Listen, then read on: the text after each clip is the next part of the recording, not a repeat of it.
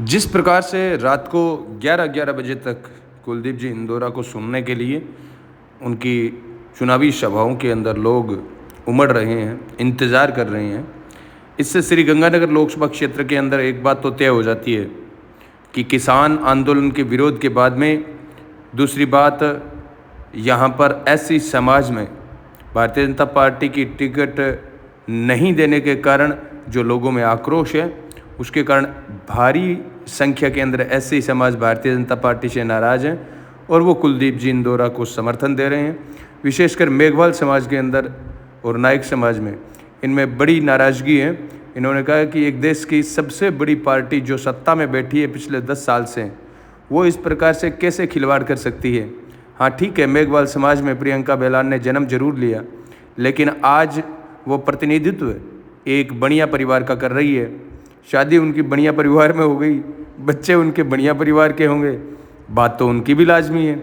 दूसरी तरफ प्रियंका बेलान जी के दिन में कार्यक्रम होते हैं, वहाँ पर भी भीड़ नहीं जुट पा रही है, और इधर आपके कुलदीप जी इंदौरा के रात के 11-11 बजे तक के कार्यक्रम हैं, उनमें भी ज़बरदस्त भीड़ है, वो उमड़ रही है। मैं श्रीगंगानगर लोकसभा क्षेत्र के सभी भाइयों से, बंधुओं से इतना ही कहना चाहता हूँ कि देश का लोकतंत्र बचाना है, अगर भाषण और अभिव्यक्ति की आज़ादी को बचाना है, अगर आप चाहते हो हर 5वें साल चुनाव हो, जनता खुद अपने नेता को चुने, ये सारी व्यवस्थाएं बाबा साहब भीमराव अंबेडकर द्वारा प्रदत्त है हमें, ये व्यवस्थाएं जारी रहे, अगर आप ये चाहते हो तो आपको बड़ा मन करके कांग्रेस को वोट देना पड़ेगा, इंडिया गठबंधन को जिताना होगा। जो लोग कह रहे हैं ऐसा कैसे हो सकता है, ऐसा थोड़ी ना होता है कि लोकतंत्र ख़त्म हो जाएगा, उनको मैं उत्तर कोरिया का, चीन का, रूस का दर्जनों उदाहरण बता सकता हूँ जहाँ पर लोकतंत्र था, लेकिन नरेंद्र मोदी जी जैसे वहाँ पर शासक आए जिन्होंने धीरे धीरे सत्ता पर कब्जा कर लिया।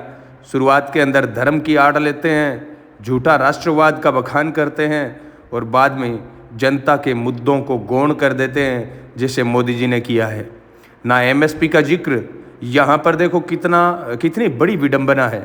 डॉक्टर स्वामीनाथन को भारत रत्न दिया जाता है, लेकिन डॉक्टर स्वामीनाथन की सिफारिशें नहीं सुनी जाती है, नहीं मानी जाती है।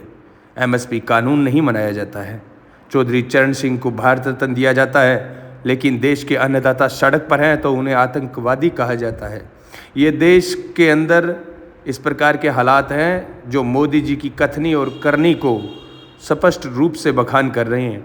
समझना आपको है, समझना हमें है कि इस प्रकार के हालात क्यों पैदा हुए, क्यों जिस कांग्रेस को हम भ्रष्टाचार की देवी कहते थे, आज वो कांग्रेस शुद्ध हो गई, क्योंकि 90% वो लोग जिन्होंने भ्रष्टाचार किया था सारे के सारे आज भारतीय जनता पार्टी में हैं, और भारतीय जनता पार्टी ने ईडी के माध्यम से कांग्रेस को शुद्ध करने का काम किया है, और आज यह शुद्ध कांग्रेस ही देश के लोकतंत्र के लिए युद्ध लड़ रही है, जिसमें आप सबकी डिजिटल आहुति, आप सबकी मतदान की आहुति, ये बहुत ज़रूरी है।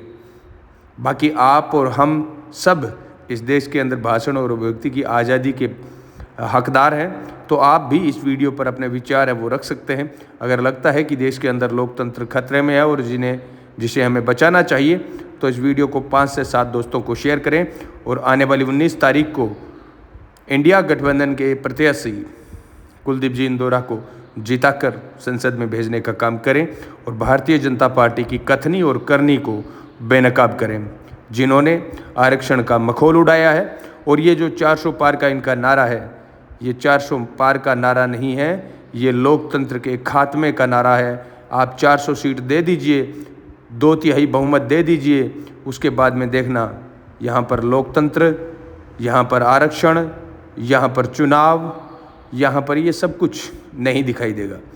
उसके बाद में शुद्ध पूंजीवाद स्थापित हो जाएगा, कंपनी राज यहाँ पर स्थापित हो जाएगा। एक छोटा सा उदाहरण मैं आपको देना चाहता हूँ। सूरतगढ़ के अंदर हनुमानगढ़ रोड पर रिलायंस की एक ज़मीन है छोटी सी, वहाँ पर सरेआम आबादी भूमि के नज़दीक में एक बहुत बड़ा बायोफ्यूल प्लांट लगाया जा रहा है। सूरतगढ़ नगरपालिका के चेयरमैन ओम प्रकाश जी कालवा ने उस बायो प्लांट का विरोध किया, तो दूसरे दिन वो पद से हटा दिए जाते हैं। ये है कंपनी राज की ताकत। सूरतगढ़ में ये ताज़ा उदाहरण मैं बता रहा हूँ आपको। पहले दिन आपके ओम प्रकाश जी कालवा हैं, वो विरोध करते हैं कि भाई यहाँ पर इतना बड़ा फ्यूल प्लांट नहीं लगना चाहिए, आबादी के नज़दीक है, कल को बहुत बड़ा विस्फोट भी हो सकता है। तो जनता की सुरक्षा को नज़रअंदाज करते हुए भारतीय जनता पार्टी ने रिलायंस को देश के बहुत सारे शहरों के अंदर इस प्रकार के प्रोजेक्ट दिए हैं। आप विरोध करोगे तो आपको खामोश कर दिया जाएगा। अब नगर पालिका के चेयरमैन तक को नहीं बख्शा तो आम आदमी को कौन बख्शने वाला है। किसी पत्रकार में अगर हिम्मत है तो उस बायोफ्यूल प्लांट की रिपोर्टिंग करके बता दे, बाद में मेरे पास आकर लोकतंत्र पर भाषण दे देना। जय हिंद, जय किसान।